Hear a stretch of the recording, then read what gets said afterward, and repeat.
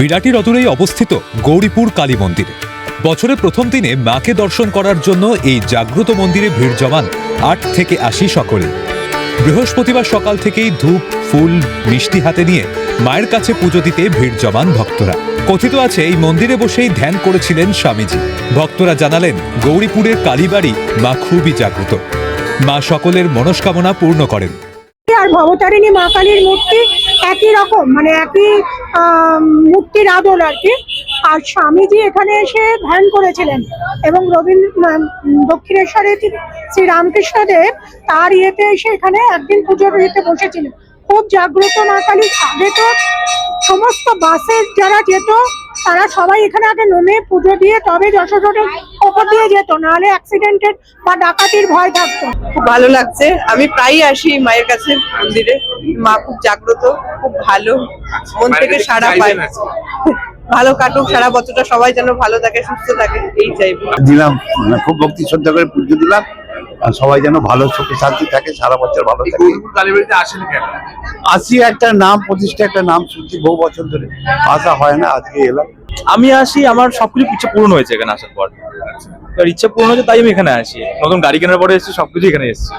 মানে যাই নতুন চাকরি পেয়েছি তখন এখানে এসেছি, সব রকম ভাবে। বাকি ইচ্ছা পূরণ করেন, আপনি যা মুক্তি করে চাইবেন সব ইচ্ছা পূরণ হবে। বৃহস্পতিবার কল্পতরু উৎসব উপলক্ষে প্রায় ১,০০০ ভক্তকে বসে প্রসাদ খাওয়ার ব্যবস্থা করা হয় মন্দির কমিটির তরফে। পুজো ছাড়াও সারা বছরই নানান সমাজসেবামূলক কর্মকাণ্ডে যুক্ত থাকেন মন্দির কমিটির কর্মকর্তারা। প্রত্যেক অমাবস্যা পূজায় এখানে ভক্তের প্রচুর ভিড় জমায়েত হয়, এই কারণে এই মা খুব জাগ্রত। আমি নিজে পুরোহিত হিসাবে আমি নিজে বুঝতে পারি প্রতি মুহূর্তে। এছাড়া প্রতিদিন আরতির সময় প্রচুর মানুষ আসে, জমায়েত হবেই, কারণ এই মায়ের জনপ্রিয়তা বলবো না, মা সত্যি জাগ্রত, মা এখানে অবস্থান করছে, তাই সবাই আসে।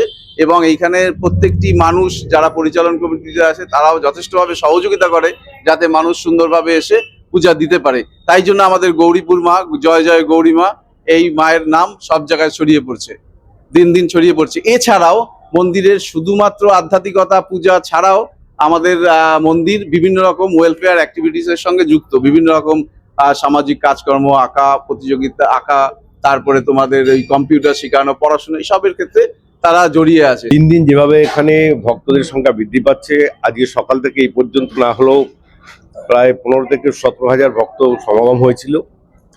আজকে আমাদের ১লা জানুয়ারি উপলক্ষে কল্পতরু উৎসবে আমাদের নতুন নবনির্মিত শেডে ১৪০০ মতো ভক্ত বসে মায়ের ভোগ আমরা তাদেরকে আনার ব্যবস্থা করেছিলাম।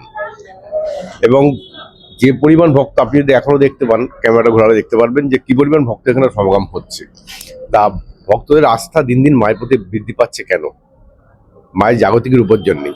মা জাগ্রত কিনা সেটা আমরা কেন বলতে যাবো, সেটা ভক্তরা এত দূর থেকে আসছে, কেউ বনগাঁ, কেউ বসিরহাট, কেউ এদিকে কালীগঞ্জ, তারপরে যারা প্লেন থেকে আসছে বাইরের থেকে, তারাও এসে একবার মাকে দর্শন করে তবেই তারা বাড়ি ফিরছে।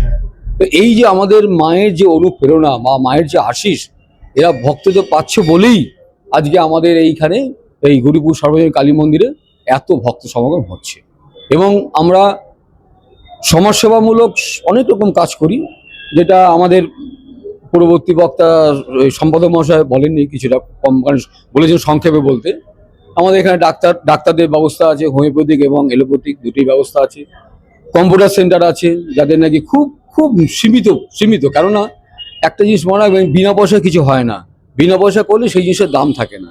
অথবা আমরা কি করি, সামান্য বেতনের মাধ্যমে আমরা গরিবদের সহযোগিতায়, মানে যার ছাত্র সহযোগিতায় আমরা এটা ট্রাস্টের সহযোগিতা, ট্রাস্টের যারা, এবং অ্যাম্বুলেন্স পরিষেবা আছে, নাচের ব্যবস্থা আছে, সব রকম আমাদের। এবং যখন বই দেওয়া হয় মাধ্যমিকদের।